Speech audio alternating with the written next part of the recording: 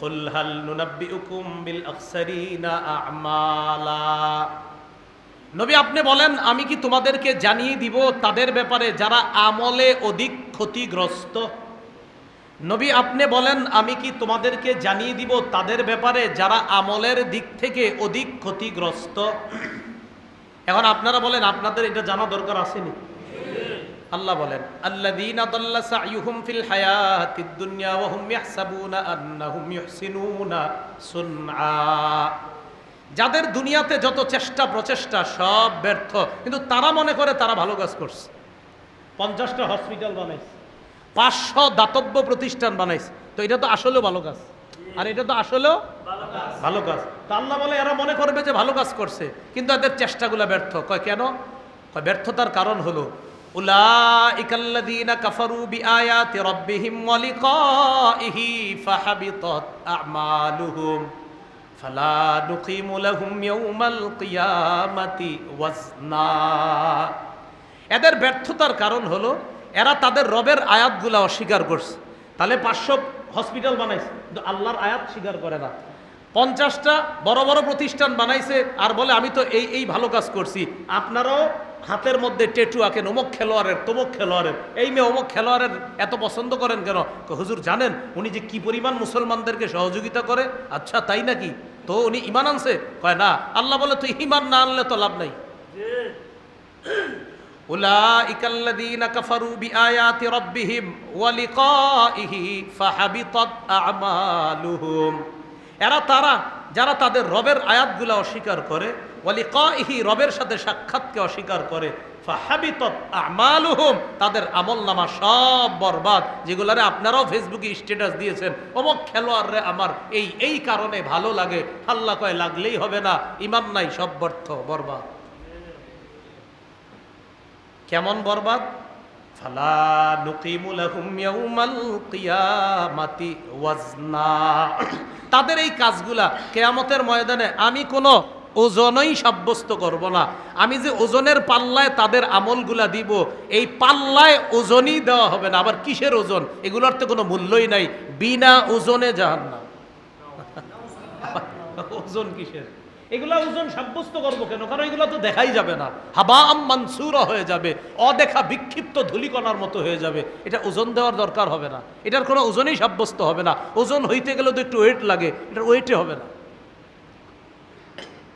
তো আল্লাহ পাক রব্বুল আলামিন বলেন ফালা নুকিমু লাহুম, আমি সাব্যস্ত করব না, আমি দাঁড় করাবো না তাদের জন্য ওয়াজনা, কোনো ওজনই সাব্যস্ত করব না তাদের এই আমলের জন্য, কোনো ওজন নির্ধারণ করব না।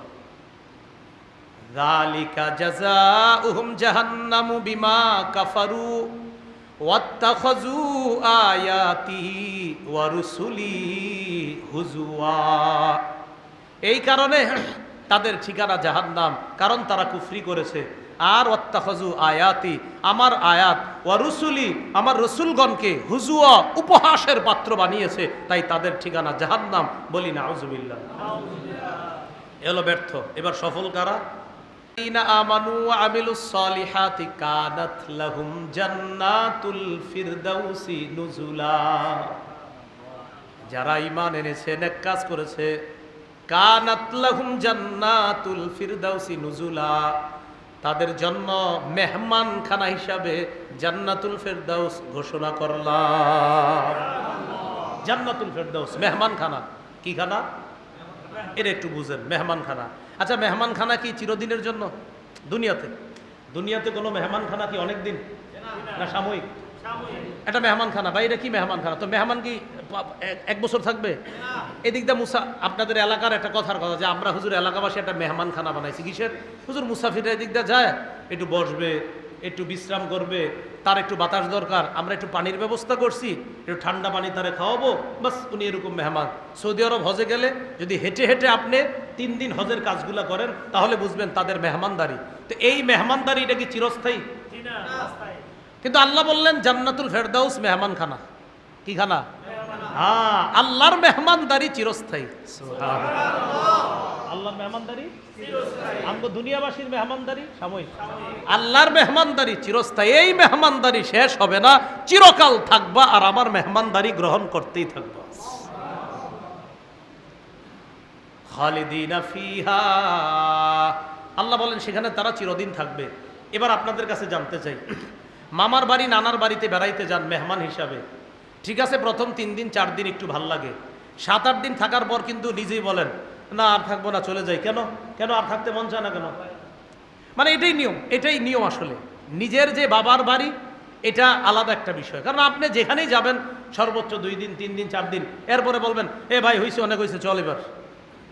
আল্লাহ বলেন আমার মেহমানখানা এমন লা ইয়াবগুনা আনহা হিওয়ালা, এখান থেকে মেহমানরা, জান্নাতের মেহমানরা কখনো স্থানান্তর হওয়ার কামনাই করবে না। আমরা দুনিয়ার মেহমানরা কিন্তু বলি না আর না এবার যাই। আল্লাহ কয় না, জান্নাতের মেহমান যখন হবা তোমাদের মনেও চাইবে না এখান থেকে যাওয়ার জন্য, সেখানে চিরস্থায়ী মেহমান আর আমার মেহমানদারিও চিরস্থায়ী চলতেই থাকবে। এই হলো ব্যর্থ আর সফল যারা, তাদের ব্যাপারে আল্লাহ পাক রব্বুল আলামিন এই কথাগুলো আমাদেরকে জানিয়ে দিলেন। আল্লাহ আমাদের সকলকে, আমরা যেন সফল মুমিন হতে পারি, এবং যেই মুমিনদের কাজগুলো হবে ভালো কাজ, যেটার জন্য আল্লাহ আমাদেরকে পরীক্ষা করেন প্রতিনিয়ত, এই ভালো আমলগুলো যেন আল্লাহর সামনে প্রতিনিয়ত পেশ করতে পারি, আল্লাহ তৌফিক দান করেন। 28 পারা 16 নম্বর পৃষ্ঠা, সূরা তাগাবুন 9-10 নম্বর আয়াত। আল্লাহ বলেন, এই জায়গায় ব্যর্থ আর সফলদের কথা আল্লাহ বলেন, ইয়াউমা ইয়াজমাউকুম লিয়াউমিল জামঈ যালিকা ইয়াউমুত তাগাবুন, সেদিন তোমাদেরকে আল্লাহ একত্রিত করবেন, সমবেত করার দিন। লিয়াউমিল জামঈ, যেদিন জমা হওয়ার দিন, একত্রিত হওয়ার দিন আল্লাহ তোমাদেরকে একত্রিত করবেন। যালিকা ইয়াউমুত তাগাবুন, এটা একটু আমরা সবাই মিলে অনুবাদ করি, বলেন সেদিন হলো লাভ লসের দিন। আবার সেদিন হলো, আবার শুধু লাভ লসের দিন বলবেন, সেদিন কি দিন? আবার সেদিন কি দিন?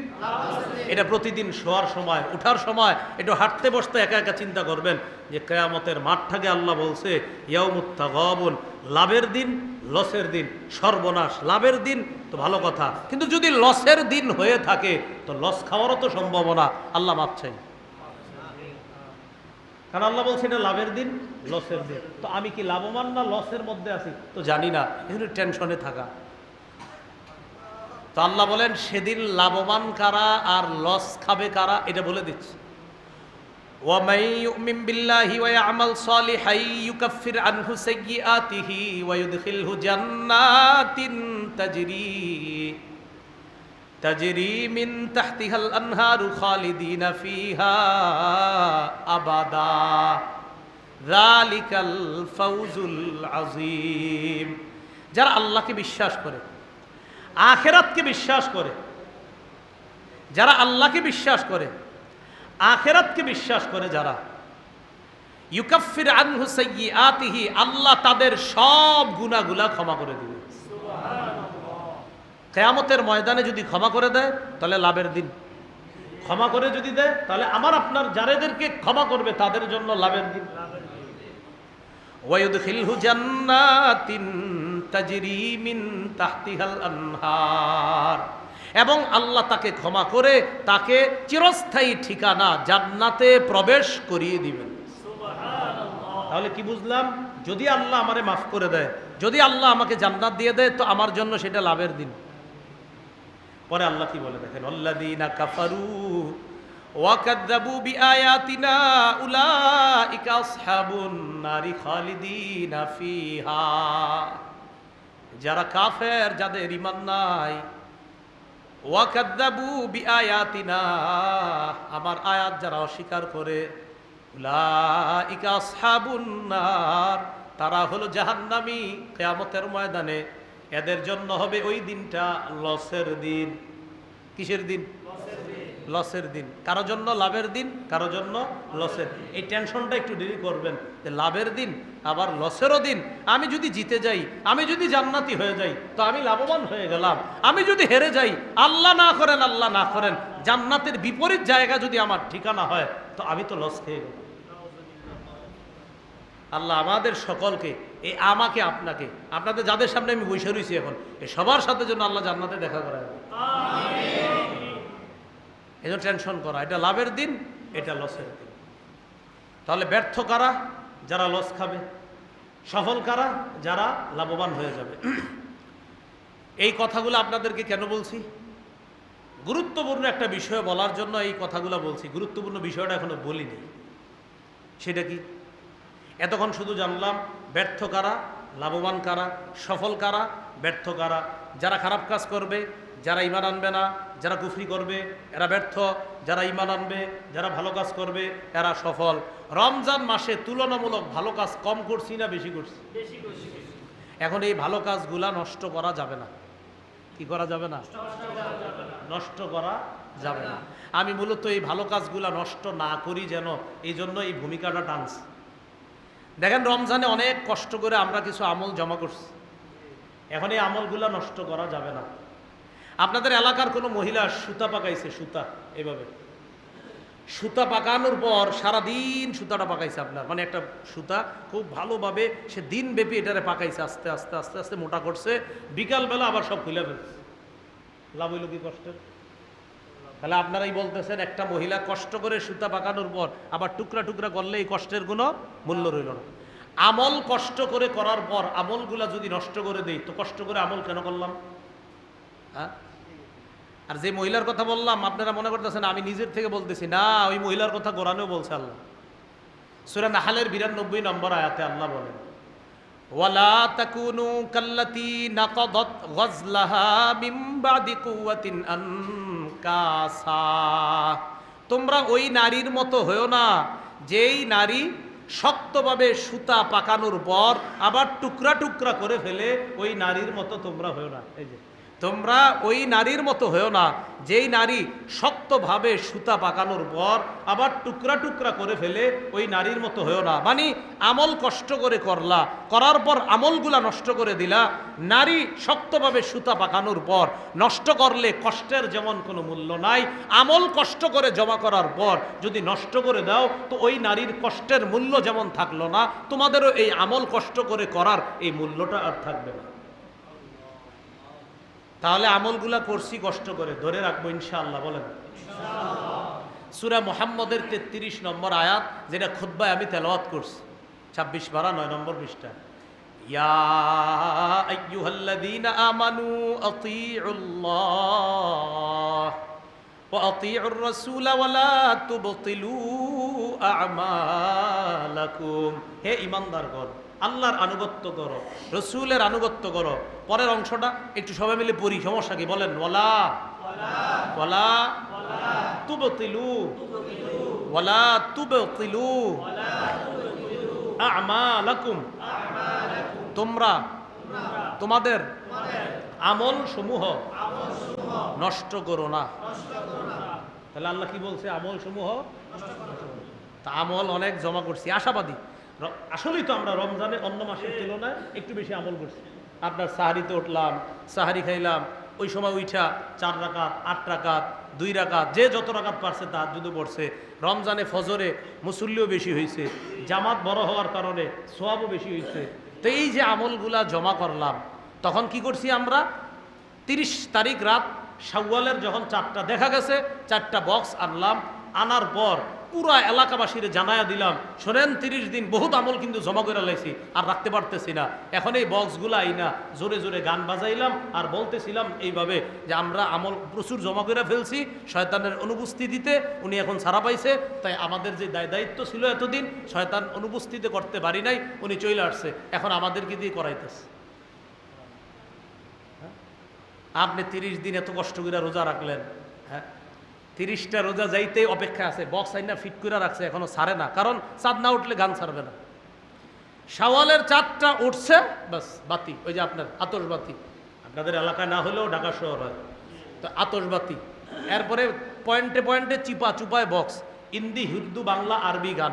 গান বুঝুক আর না বুঝুক, খালি নাচতে পারলে হয়েছে। কিও লাফান গা? কয় তালে লাফাই। তো বুঝতেছেন নি? কয় বুঝা শর্ত না। মনে করেন ইংরেজি, বাংলা ঠিক আছে বুঝে, ইংরেজি গানটা যে চলতেছে না, এটা তো আমি 99% শিওর যে বুঝতেছে না। 1% রাখলাম আর কি, হয়তো অনেকে বুঝে, এই জন্য 99 বললাম। তো ইংরেজি গান শুনে লাফান কেন? কয় তালে হিট এসে পড়ছে। তো এটা বুঝতেছেন নি? না বুঝি না, বোঝা দরকার নেই, হিটার্স লাফাইতেছে।